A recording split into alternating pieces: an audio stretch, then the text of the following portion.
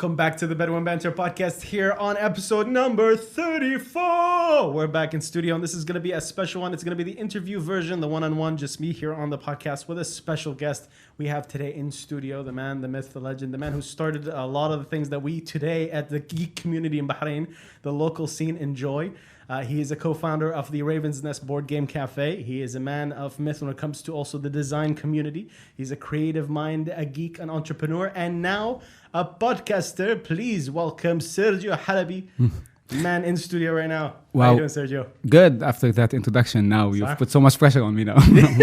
I'm going to have to live up to a lot of expectations now. Thank you for that. No, it's all in fun and games. That's what podcasting is about. It's about having fun. And you have a special one, a new one to the scene that not many people get to see in the Middle East. Yeah. It's called Paradigm Shift. Yeah, it's basically...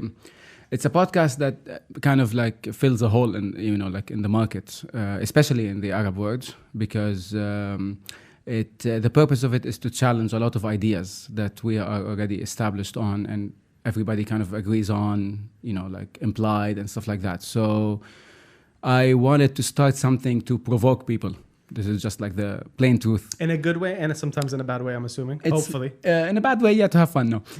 To basically make them question a lot of things. So even if some of the things like the theories or something that I talk about are too much out there, it will at least plant a seed in some people to at least question certain ideas that I provide or theories or stuff like that. Like this is what some people are saying, because everyone is so taken by what's already established, you know what I mean? Like in terms of the science that's there, and they just want to accept it the way it is without questioning, without even knowing that there are other scientists who say a lot of different things as well. Yeah. But it's not the mainstream. So when you say people, are you talking mostly on a global level? Are you talking about the internet culture? Are you talking about the Middle East culture? Well, I mean, to me, the Middle East culture is one of my biggest targets for now, but on a mainstream level, there is a rise when it comes to this, to accepting more ideas more than before. So if you go back maybe 20 years ago or 30 years ago, you would see like a lot of people are rejecting a lot of the ideas that I and other people bring to the table. Always falling under, conspiracy theories, science fiction, fantasy, stuff like that. Whereas now it's becoming more globally accepted. So even if you go on social media and you see all these groups and all these, like communities are building up in the thousands and the millions, accepting a lot of stuff that weren't accepted before. And this is to me like a huge step forward when it comes to this. This is the reason I wanted to have you on the show, because a lot of people assume that this show is all about poking at and criticizing a lot of the woo-woo, what I call woo-woo culture, and the Deepak Chopra types and everything else.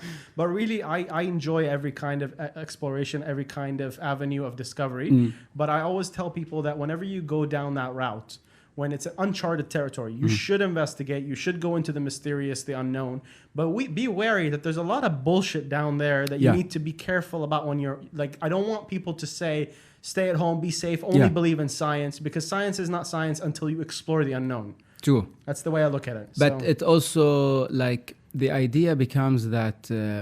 there's a saying where if you stare too much into madness, it starts to make sense, right? Right, yeah. But however, to me, it's more important what resonates with you. So you sometimes hear an idea or read something that you feel like, wait, this actually makes a lot more sense than what I've been taught before, what I've been said before, right, you know? So when you get that spark in you to question whatever has already been established, it already takes you down a road of self-discovery and research. You could end up reaching a point where you're like, no, you know what, this is complete madness. I don't want it. I go back to where I was. Yeah. But at least question it. That's the important part. See, this is where a lot of people don't seem to understand why I target it. So, for example, if I tell people, about be careful of, people out there that will talk about flat earth theory. It's fun to make fun of. Yeah. Yes, for sure. As a comedian, I love to do it. Okay. But to be fair, if you're a flat earther and you're doing everything you can possible to understand the truth, and that's your journey, is to question, to understand the truth, as long as you at some point have a level of evidence that you accept as fact, you go and you say, well, I spent money on a $20,000 experiment, and then I found out, okay, it does seem to indicate that the world is round. Set a limit for yourself as a person, as a flat earther, and say, well, what does it take to convince me? What I have a problem with is some people, they don't have a limit. So for them, it's just a challenge. They already come in with a preconceived, the earth is flat, no matter what.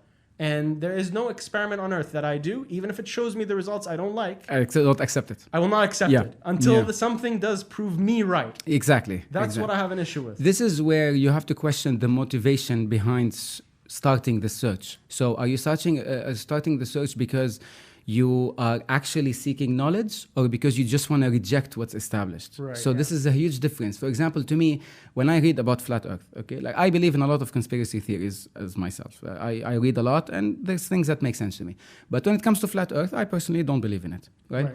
But the biggest question when it comes to flat Earthers, and sometimes like online, I ask them this question, like, what is the purpose of lying to people about Earth being flat, you know? Like, I could understand, for example, when you talk about the Illuminati, right? And you talk about, secret society and everything, and some people will be like, but this is like crazy, some Hollywood movie stuff. And I'm telling you, no, because, you know, you see it here, you see it there, you know, there's war being established, some here, is poor people, everything. So there is a reason behind why I would believe in a secret, you know, 1% of the 1%. Yeah. Because I want to change that. I want to, you know, like, I don't like the words the way it is right now, controlled by, you know, an elite group. So I want to do something about it. So I investigate that topic.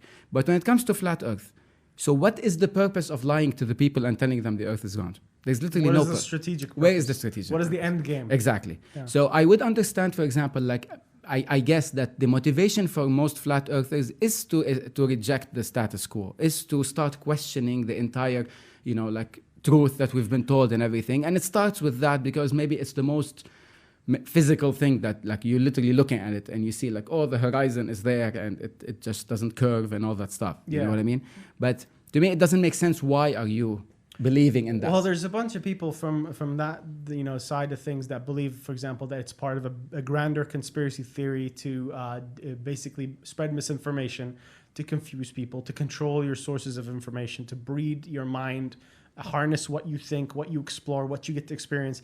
In my head, I feel like, okay, there are conspiracy theories, but they're just not that grand. They're not that elaborate. They're not that movie level. Like one example I had with a friend of mine where, you know, I was trying to find an analogy that works. And I said, if you look at an analogy of somebody like a soldier on the field, okay, somebody that goes to war and has to experience war, one of the most common things people say is that war is boring. My graphic novel, War is Boring, is about the journey through the world's most dangerous places and from addiction to contrition by way of maxed out credit cards, broken relationships, near-death experiences, and the mind-numbing boredom of waiting and perversely hoping for the next battle.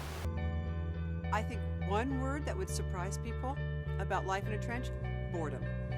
A lot of time is spent just sitting, cleaning tools, and being scared to death the battle's going to start any minute.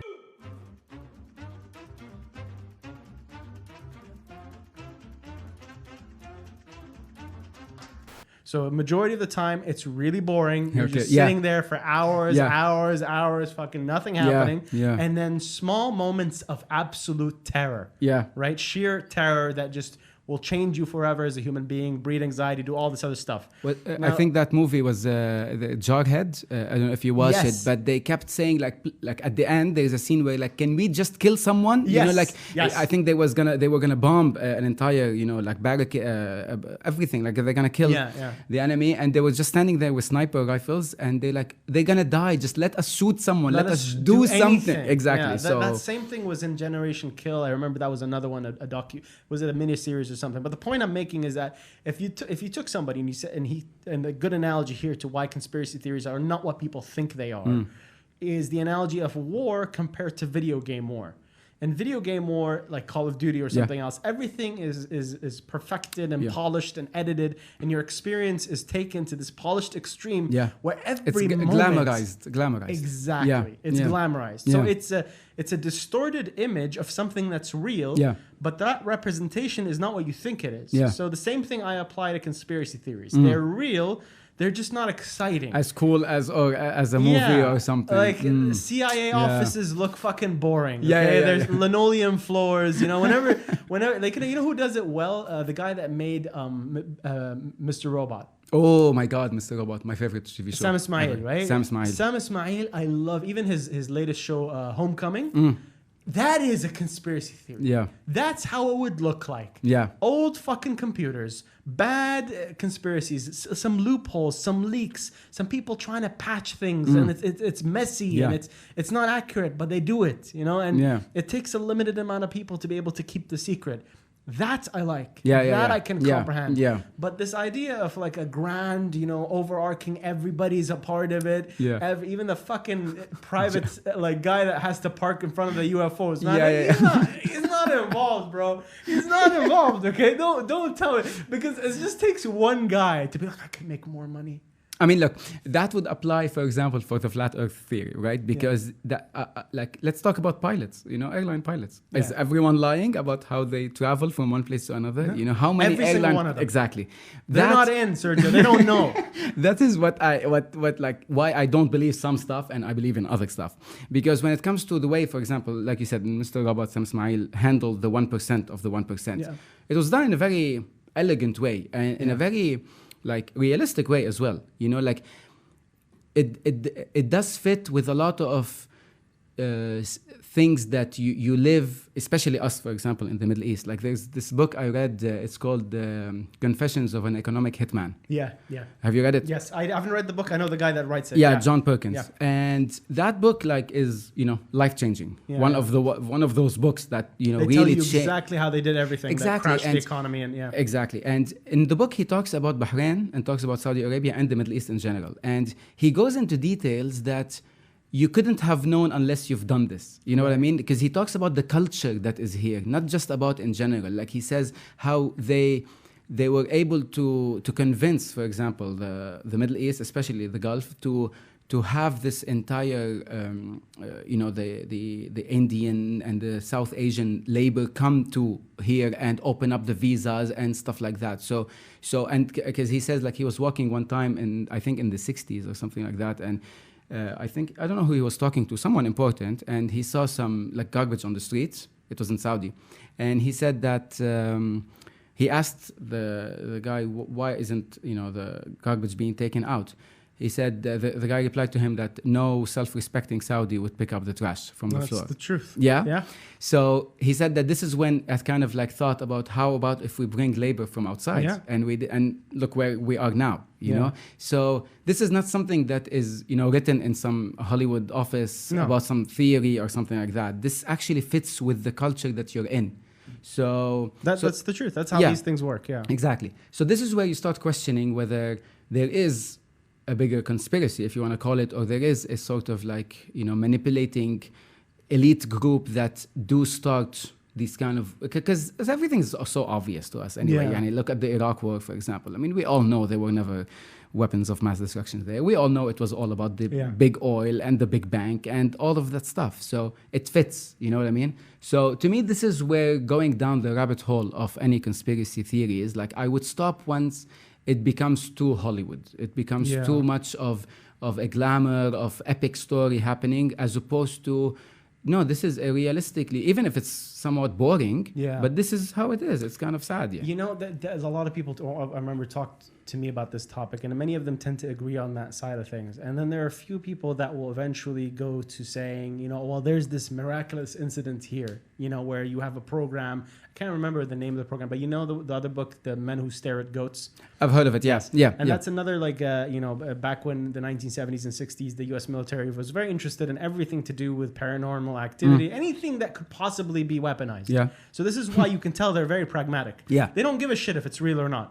If there's a possibility of it being true, that you can weaponize a psychic soldier or genetically modify a pig to pick up an M16, they'll do it. Okay? Weren't they training some dolphins or something to pass some weapons under the sea or something, but that didn't work? No. That wasn't no. No. That's one of the crazy ones.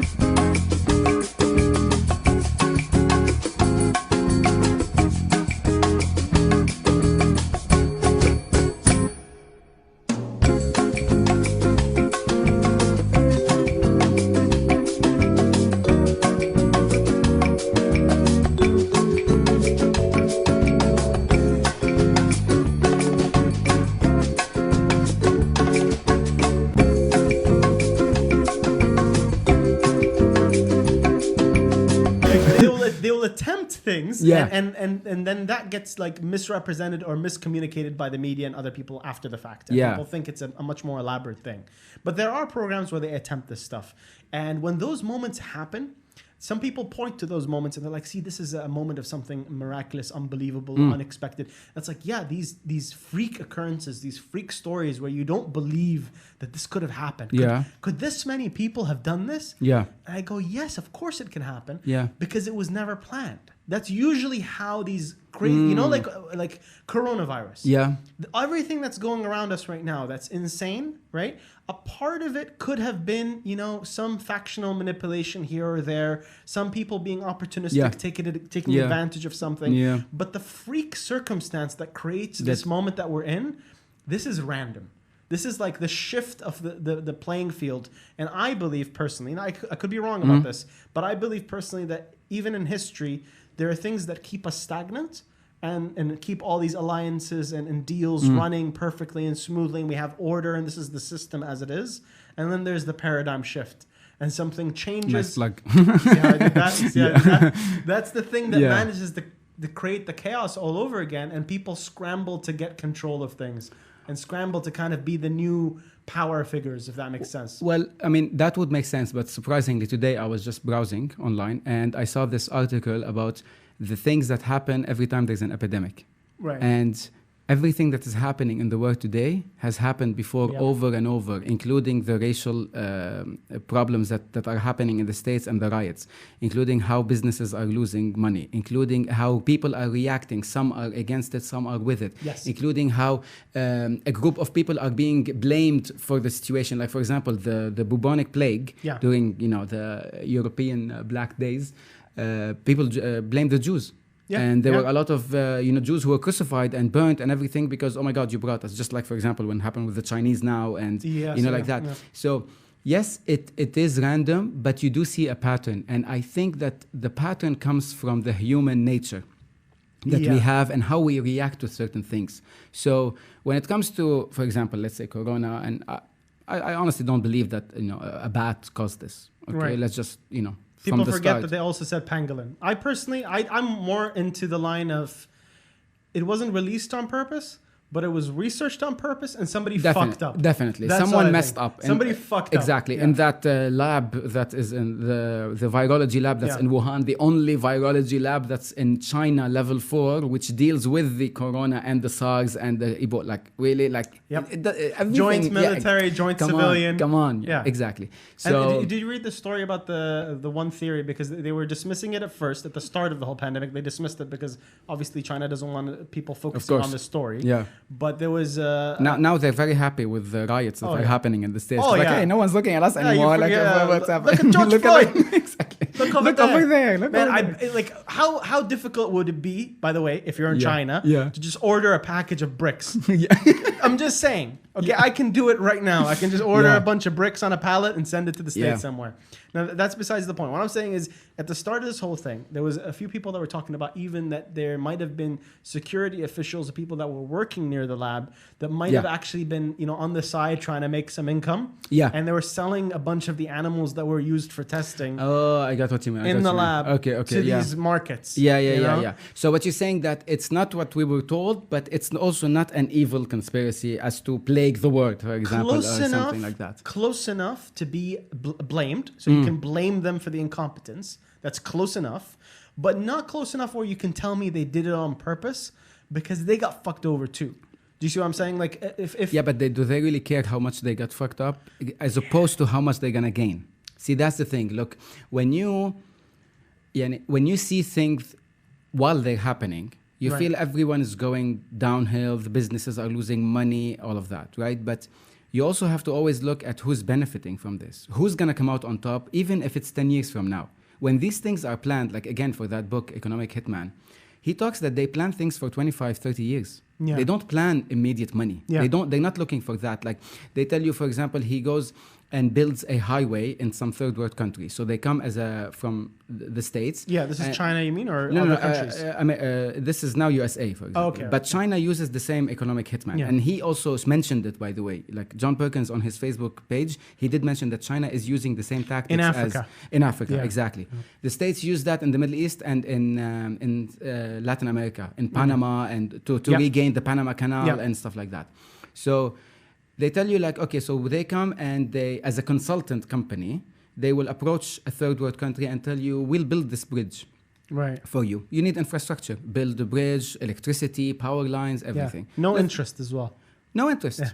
All you have to do, we don't even take money from you, by the way. Yeah. All you have to do is put a toll on the bridge and you'll pay us back in 25 years. Exactly. After 25 years, once you pay us back, the bridge is yours and the economy is rising.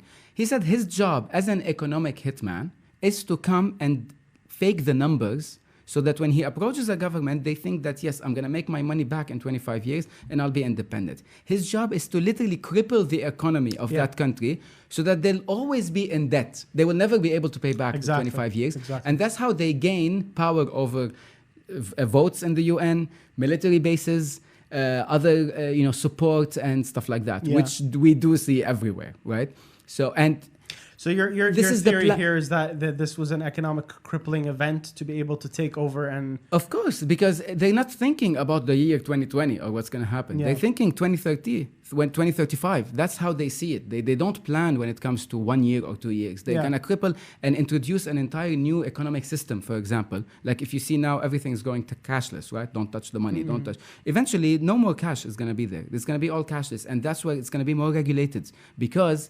they cannot control your money if you have it in your house, for example. Let's say there's a lot of conspiracy theory nuts, let's gonna call them extreme, and they don't put money in banks. They put them in their own, under the mattress, right? That is money that is untouched by any government. Yeah. Whereas when you go digital, like everything else is going digital, it helps them completely control what is the rate of each currency, how much each person has. They'll know how much you have. You know what I mean? So it's more of a sort of control that happens. Plus, we're going into the whole Corona thing, but even when it comes to, again, this is way out there, right? But even when it comes to the whole theory of the... trying to get this freaking laptop away from the mic. Go ahead. Yeah. If it's distracting you. What's called the vaccine, right? The vaccine and the chip that is going to be implemented and all that. Have you heard of this? You mean the Bill Gates stuff? The Bill Gates stuff. Yeah. Okay. So if I come tell you, which I've done to my friends, for example, I'm like, be careful. I think this is going to head into something like Bill Gates and stuff like that. Like, come on, stop watching sci-fi movies. This is crazy stuff.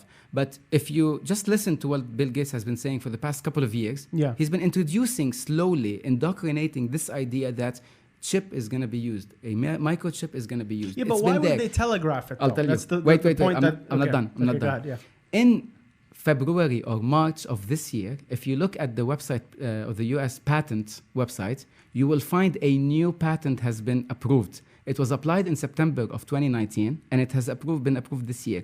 It's about a microchip that records data in the human body. Yeah. And it comes from the Microsoft but technology. Hold up. When I look into this stuff, usually when it's summarized in this way, okay, it tends to seem outrageous.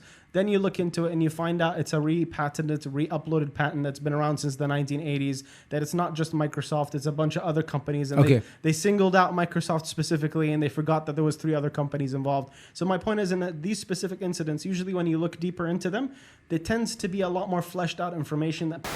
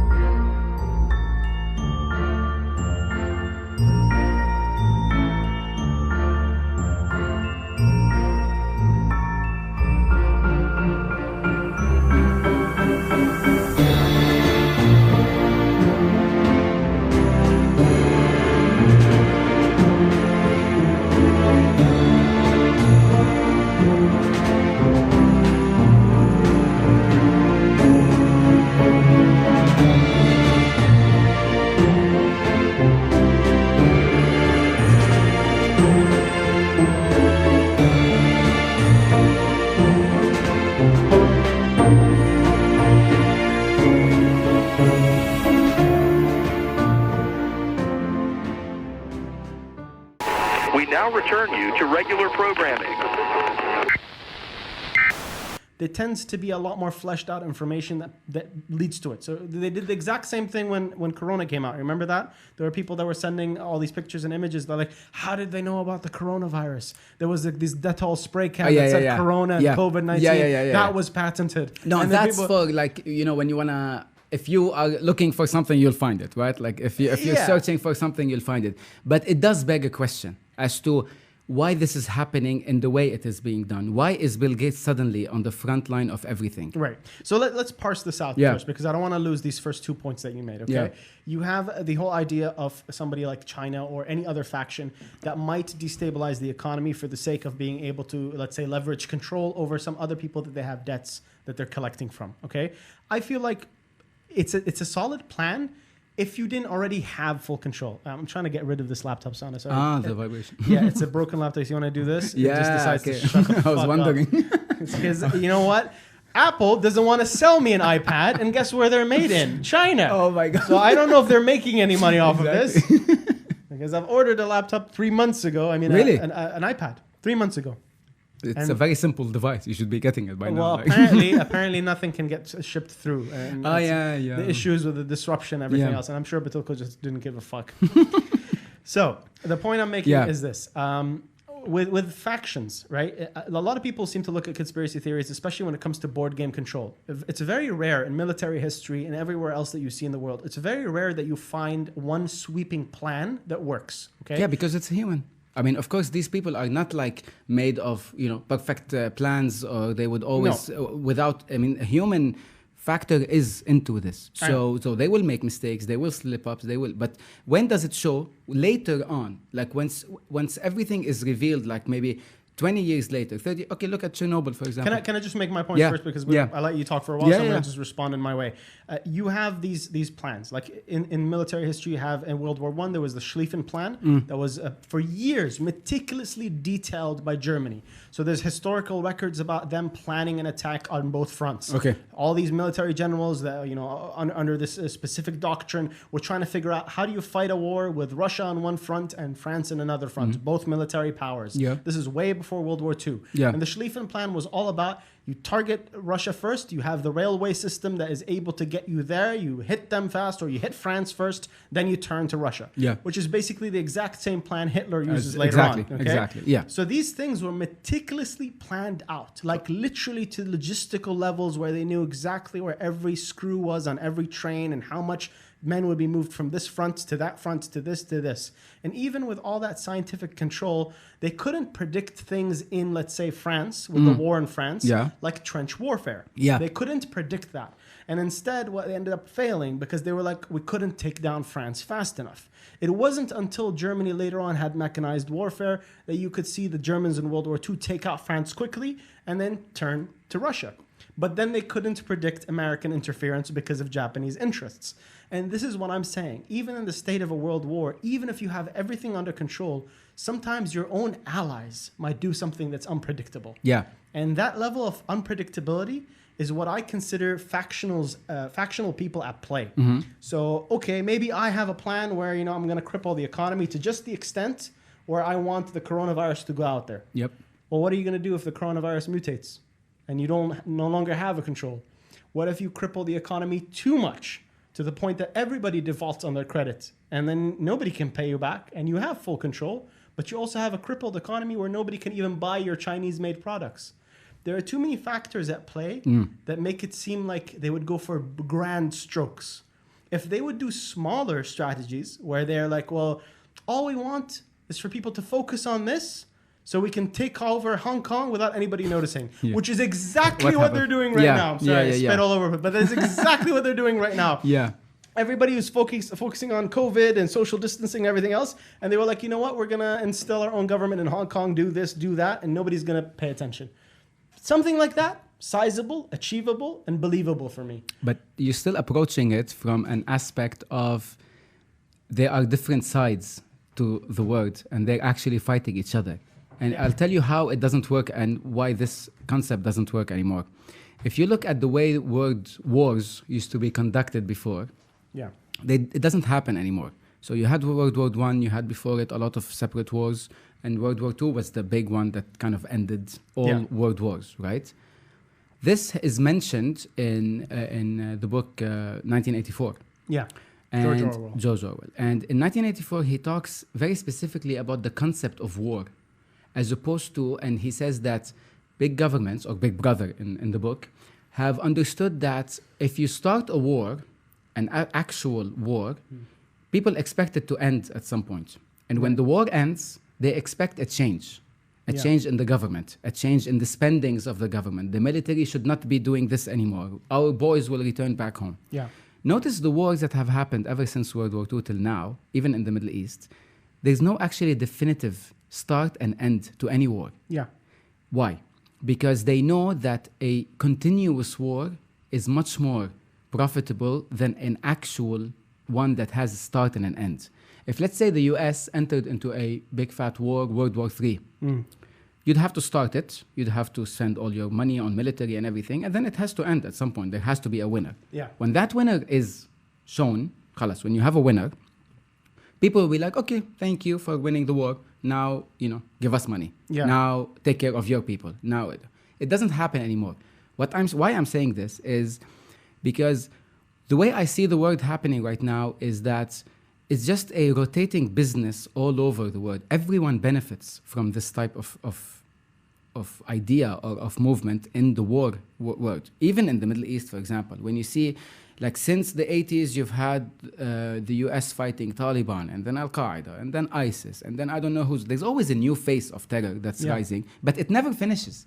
Yeah. That's because even when they agree with this opposing party that this is our movie, this is our story, this is what are we going to do, they both profit immensely from it. And then, okay, we're done with our little play, our little charade. We're going to move to something else.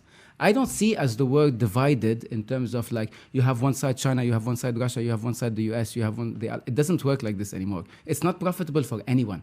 The way it is that it's all just one big play to maintain control of everyone, because everyone is falling for the same level of control when it comes to this. No one benefits more than other. The US does not benefit or benefits its own people when they go into a war. China does not benefit its own people when they handle things the way they do as a closed communist party and all that. But you see everything as far as benefit only from a financial standpoint. There is a benefit. It's all about the money. But no, not always. Not always. Sometimes there's geographic control. So if you know, for example, that, look at China, okay? They would benefit more from not having an embarrassing partner like North Korea. They don't want that level of destabilizing effect on a country next door that, can threaten and do everything. So if they could get rid of North Korea without fallout, they would. Well, I mean, obviously there's always going to be some, bad apples. You know what I mean? Yeah, but the point there is that the reason they maintain the status quo as it is one, because it keeps the dynamic tense, so everybody has to negotiate with China if they want to talk to North Korea. So that gives them a playing card. The second thing is, if they do take out North Korea, that problem doesn't go away. All the people that spill over from the border come to China. They don't go to Japan. They don't go to anywhere else. It becomes China's problem, the same way we have refugees going to Europe and everywhere else. So there's other interests that sometimes are about just stabilizing. So if you can just stabilize a region, people make money. Sometimes when you destabilize, you make money. Making money isn't necessarily one aspect. Who's making the money when it comes to China and I'm saying that there are multiple factions even within a certain government. Okay. Even within one country, you don't have one U.S. You have 4 different kinds of U.S. powers in a U.S. government. So if you have a conservative, a neocon, George Bush, Dick Cheney, under Blackwater, this is one block now, a new alliance that decided, okay, all of us share common interests. We want to try this whole thing called building the Gulf. We want to go and build nation states. We want to give democracy to this. And they try an idea out. And this idea makes them and their friends and their factions power. But that's not the same group, for example, that controls, let's say, the media. Because not all the media is with them. Fox News might be with them, but you have Roger Ailes, you have other billionaires that have different interests than that group. And they want their guy. They want Obama in power. They want this guy in power. So to me, it's like when you see a football game or you see a league. In a league, you have a lot of the smaller players in football teams that are not that important. Yeah. Okay, let's be honest. They don't have the money. They don't have anything. Yeah. Okay. But if you look at the big players, you have the Manchester United, you know, all these bigger teams that have all the money. They're competing. Any 4 of them or 5 of them can win.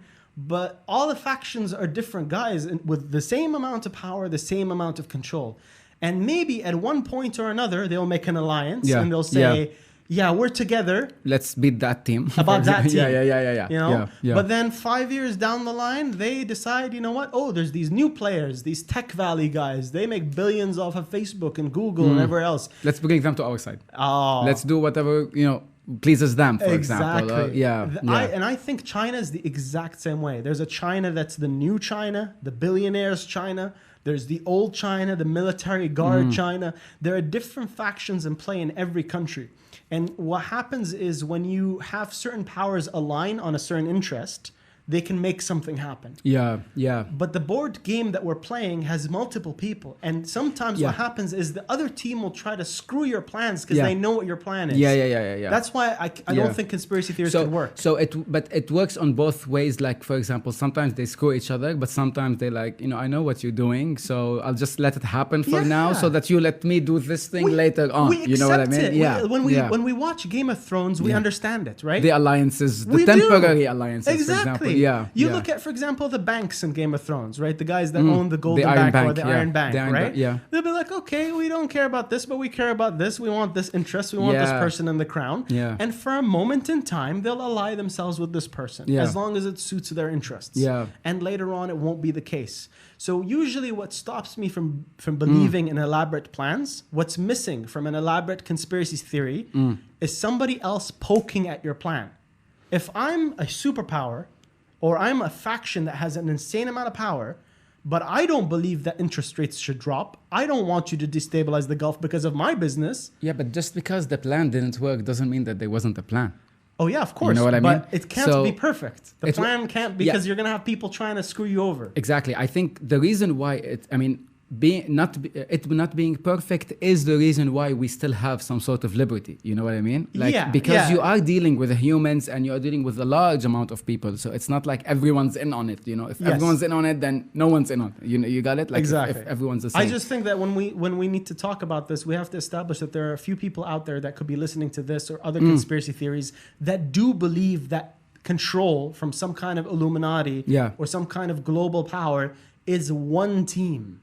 They don't believe in 6 different teams that are constantly changing with new players. Fighting each other and stuff like that. And new guys coming in. You know, like Germany as a country, for example, wasn't ancient as a power. Neither was the US. They were new players to the board game. Definitely. And they took advantage. There are actual historians that wonder if the US intentionally stayed out of World War II just enough so everybody else can get fucked over. Even when it comes to Pearl Harbor, there's also a conspiracy theory about that they needed. What are the odds of like the perfect time to come into a war by being attacked while you never ever did anything and everything was ready? You know what I mean? Like, come on. It's like, and especially like around that time, you can get away with a lot of things that you can't get away with now. Especially like when it comes, let's say September 11, for example. How many evidence you have that shows that it's already, they at least know about it, not just like, you know, the minimum is that the Bin Laden family was let go of the country a few days before it happened. You know these things. So I guess it boils down to whether there's one group or several groups. But I think what we can all agree on is that the method is the same. And the method, or the reason behind the method, is that the government does not have your best interest at heart. You know what I mean? Let's be specific. Because we don't want the shadow one. No, I'm not talking about this one. Okay. I'm talking about the global. And wireline participants in your area. Had this been an actual emergency, the attention signal you just heard would have been followed by